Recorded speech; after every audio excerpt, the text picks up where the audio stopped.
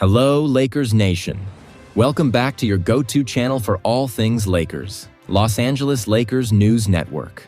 Today, we have a jam-packed lineup of breaking updates that surfaced just a few hours ago. And trust me, you don't want to miss this. From a disappointing loss to the Utah Jazz, to Bronny James setting a new career high, and an injury update on Jaxson, we've got it all covered. But before we dive in, make sure to smash that like button and subscribe so you never miss an update about your favorite team. Now let's get into our first big story of the day. Update 1. Lakers stumble into All-Star break with a tough loss to Utah Jazz.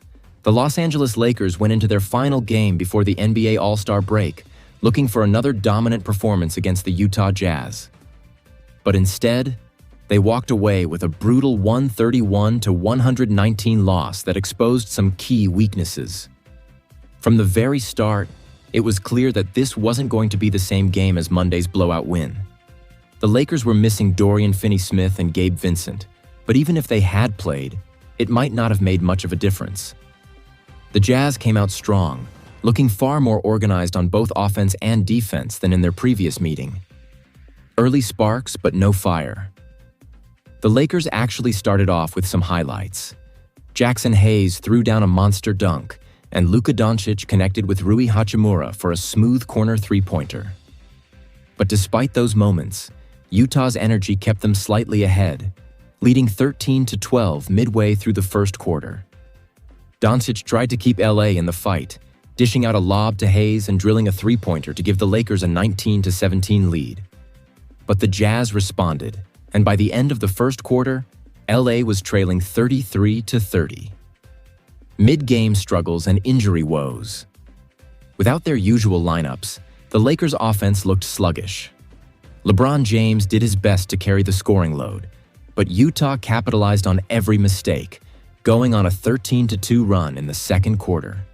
Just when things couldn't get worse, Jaxson left the game with a facial contusion, forcing the Lakers to adjust even more. With Hayes out and the team struggling to find rhythm, the Jazz pushed their lead to 64-56 at halftime. The game slips away. After the break, back-to-back threes from LeBron James and Austin Reeves gave the Lakers some life, cutting the deficit to 5 points. But Utah responded with a brutal 17-2 run, stretching their lead to 20 points. By the fourth quarter, J.J. Redick decided to empty the bench as the game was already out of reach. The only bright spot? Bronny James, who delivered some impressive plays during garbage time. What's next for the Lakers? With the All-Star break officially here, the Lakers now have a much-needed rest period before they return to action on Wednesday, February 19th, when they face the Charlotte Hornets at Crypto.com Arena. Tip-off is set for 10 p.m. Eastern Time. Update 2. Bronny James sets career high in Lakers blowout loss. Lakers fans, if there was one bright spot in last night's tough loss to the Utah Jazz, it had to be Bronny James's breakout moment. While the team struggled, LeBron James's son made headlines, setting a new career high in what turned out to be his most impressive performance so far in a Lakers uniform. Bronny wasn't expected to play a major role in this game, but with the Lakers falling behind, J.J. Redick gave him the green light in the fourth quarter. And let's just say, he made the most of it. With 7 minutes and 44 seconds left on the clock, the Lakers were already trailing 116-96. At that point, most fans had checked out, assuming the game was over. But Bronny saw an opportunity, and he took full advantage. His first point came from the free throw line, where he sank one of 2 attempts. Then he got into a rhythm, hitting a smooth floater after a crafty move inside the paint. That was only the beginning. Moments later, Bronny spotted up in the corner and drained a three-pointer, bringing his total to 6 points, already a career high for the second-round pick. But he wasn't done just yet. With the clock winding down, Bronny dished out his first and only assist of the night, swinging a pass to Jordan Goodwin for an easy bucket. Then, in the final seconds of the game, he put on a show, hitting a step-back three-pointer to seal his career-best 9-point performance. Breaking down Bronny's stats, by the end of the game, Bronny James had 9 points, a new career high. 1 assist, 3 of 4 shooting from the field, 2 of 3 from beyond the arc. A plus-minus of +10, the highest on the team. It may have been garbage time, but Bronny's confidence and ability to perform under pressure were undeniable. With the Lakers struggling to find consistent role players, could Bronny be the answer? It's still too early to say, but his improvement is clear. He's starting to find his rhythm, and if he continues to grow, we could see him get even more minutes after the All-Star break. Even LeBron James had to be proud of what his son accomplished last night. While the Lakers may have lost the game, they might have won something even bigger, a future contributor in Bronny James. Update 3. Jaxson Hayes' injury adds to Lakers' big man struggles.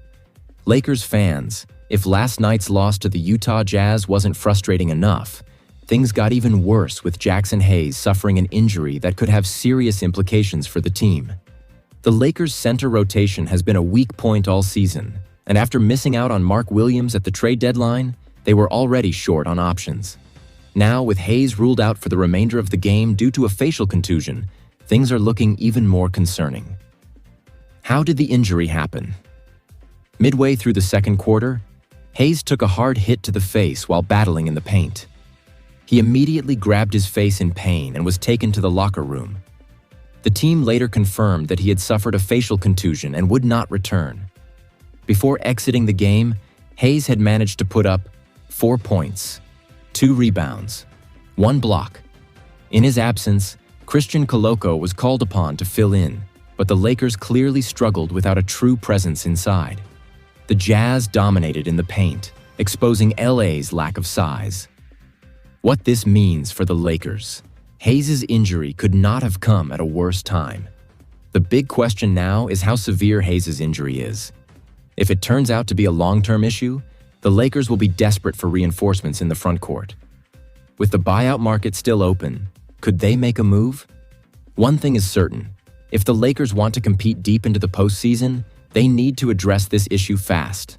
So, Lakers Nation, that wraps up today's breaking news updates. From a frustrating loss to Utah, to Bronny James setting a career high, and now Jaxson Hayes' injury concerns, there's a lot happening as we head into the All-Star break. What do you think? Should the Lakers make a move to strengthen their front court? And how do you feel about Bronny James' performance? Drop your thoughts in the comments below. And as always, if you enjoyed the video, make sure to like, subscribe, and turn on notifications so you never miss an update from Los Angeles Lakers News Network.